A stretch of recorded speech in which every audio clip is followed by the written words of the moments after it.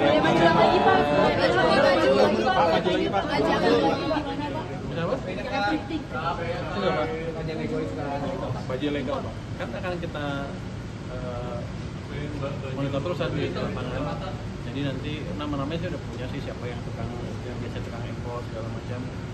Ya harapkan mereka mulai hentikan itu karena ke depan kita akan minta. Sekarang pun di lapangan kita periksa terus di waktu tangkap ya nggak bisa kayak dulu lagi.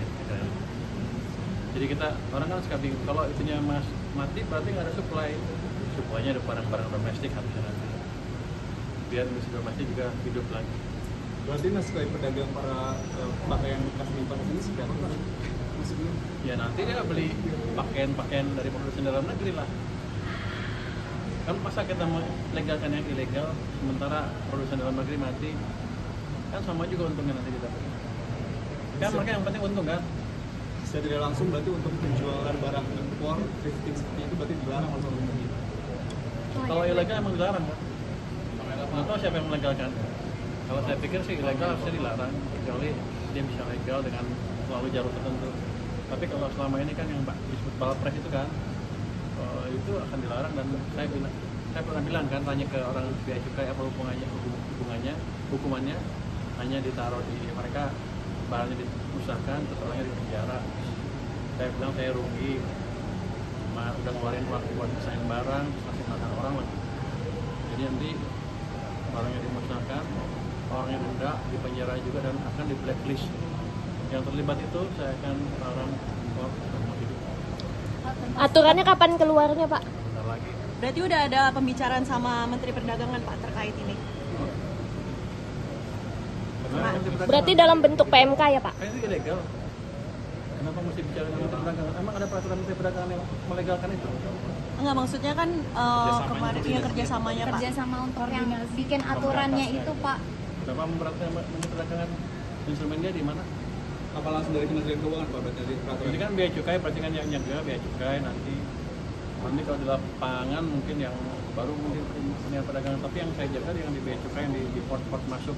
Saya fokus di alat-alat yang saya kuasain, bea cukai, pajak dan lain-lain. Berarti bentuknya PMK ya Pak? Aturannya? Aturannya? Aturan apa? Itu kan ilegal.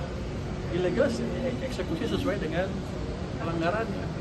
Nanti kita perketat aja peraturan yang tadi, yang bukan yang hanya ada katanya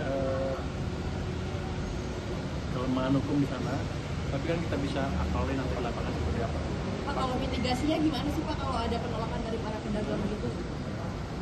Penolakan? Siapa yang nolak saya tangkap duluan. Kalau yang pelaku thrifting yang nolak-nolak itu ya saya tangkap duluan ya, berarti kan dia pelakunya, clear. Malah maju, malah untung saya.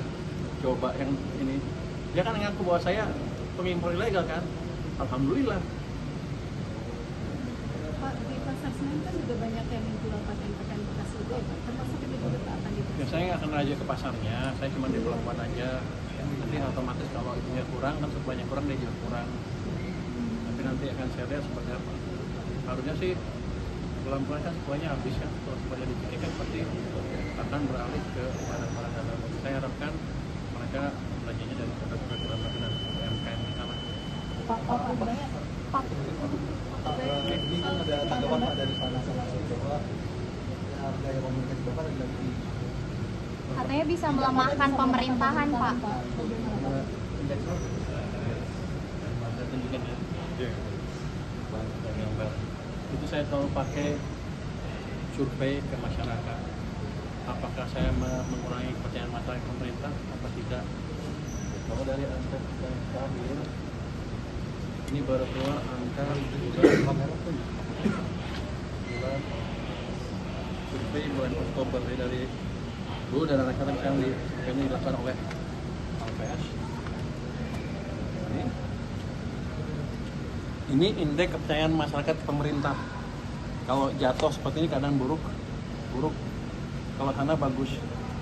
Ini kemarin waktu bulan September, Agustus September itu turun terus, Juli Agustus September turun terus ke titik terendah sini. Inilah terjadi banyaknya demo. Tapi kita lakukan kebijakan yang mungkin untuk bagian kalangan agak drastis, agak ceplos-ceplos. Tapi ini berhasil membalikan sentimen masyarakat ke pemerintah.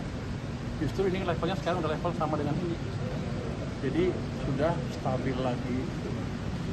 Jadi stabilitas pemerintahan amat baik di mata masyarakat, kecuali di mata orang itu ya. Kenapa? Karena daya belinya juga membaik. Daya beli itu yang ini kita konsumen nih turun karena ekonominya buruk. Ketika ekonomi bagus ini sama naik lagi. Ini sama ini ada korelasinya. Ketika ekonomi buruk mereka nggak suka pemerintah, makanya banyak demo yang besar-besaran. Tapi ketika mulai balik mereka juga senang ke pemerintah. Jadi sepertinya saya cowboy, tapi yang saya lakukan adalah mengembalikan kepercayaan masyarakat ke pemerintah. Itu juga atas pemerintah Bapak Presiden. Jadi saya nggak berani gerak sendiri. Jangan dianggap saya cowboy, saya hanya perpanjangan tangan dari Bapak Presiden, kira-kira begitu. Dengan versi yang lebih halus malah. Berarti komentar Bapak terhadap beberapa menteri-menteri di bawah jabat Prabowo Subianto itu atas instruksi dari Presiden juga? Saya pernah bilang ke beliau dan akan pastikan belanjanya tepat waktu. Dia bilang bahwa akhir aja jalan. Kenapa? Karena kita perlu ekonomi yang lebih cepat di triwulan keempat tahun ini. Sudah mulai kelihatan kan? Saya harus harapkan ke depan lebih bagus lagi. Saya tidak mencampuri kebijakan mereka ya, tapi memastikan bahwa penyerapan anggarannya tepat karena uangnya kan ada biayanya untuk saya, ada kosnya. Terima kasih ya.